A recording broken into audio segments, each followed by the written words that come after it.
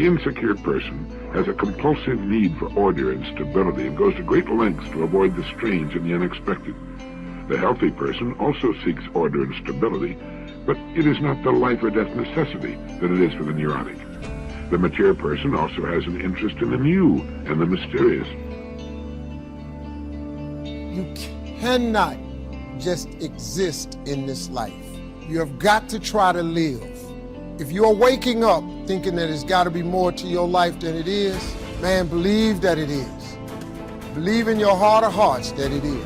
But to get to that life, you're going to have to jump. At one point in time, you ought to see what living's like.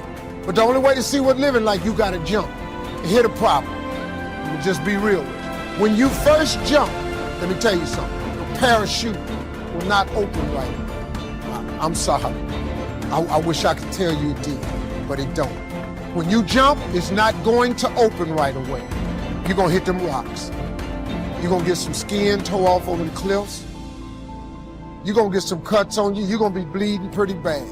But eventually, the parachute has to open. What happens is that life, like a tornado, spins us around with all of the different obligations and belief systems, ideas, demands that the world places on us. And we get lost in it. Just like you could imagine if you got picked up by a tornado. Right? What I'm asking you to do is to learn how to step out of the tornado.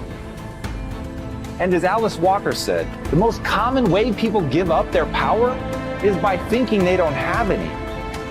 People lose sight of the fact that we always get a choice. No matter what happens in your life, the one thing that you get to choose at all times is the meaning that you ascribe to it. No one can take that away. And as you begin to discover the truth of who you are, whatever challenge that you're facing in life, and if you're living, you're facing some challenge, you'll begin to know that you're powerful and that you're a miracle maker. Close the door to these destructive, limiting, defeating thoughts.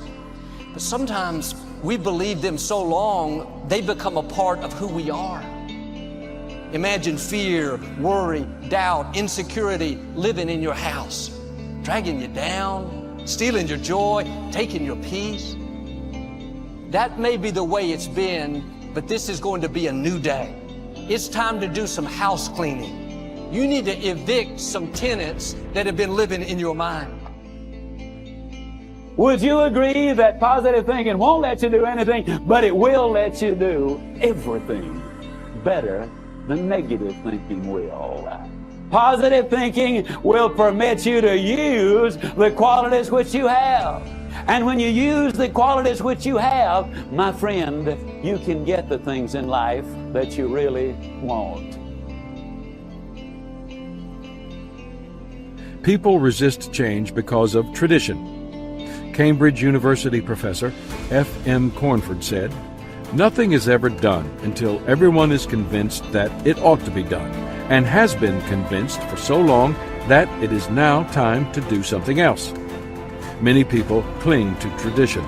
The assumption is that if something is tradition, it must be a better way. But that's not necessarily so. Here's a riddle that shows what I mean. How many traditionalists does it take to change a light bulb? The answer is 4. 1 to change it, and 3 to talk about how wonderful the old bulb was. If a tradition connects you to other people or to your personal history, it can be a good thing. If it doesn't, then it may be time to try something else. Preparation points for successful change. The keys to dealing with change successfully are having a good attitude toward it and being prepared to meet it. The following ideas can help you to do those things. 1. Change will happen whether you like it or not. It's said that a Duke of Cambridge once said, "Any change at any time for any reason is to be deplored." I feel sorry for people like him.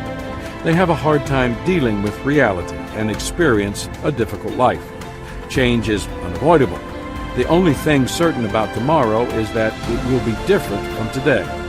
If you doubt that, consider this. My grandfather had a farm. My parents had a garden.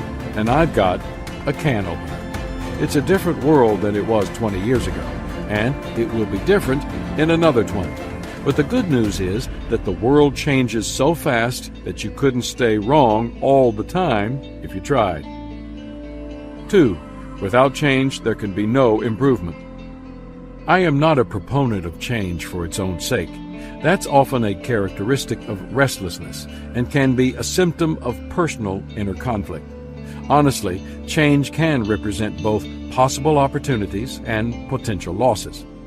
Even though all progress brings change, not all change brings progress. But as leadership expert Max Dupree observed, we cannot become what we need by remaining what we are. If you desire growth, then you must embrace change.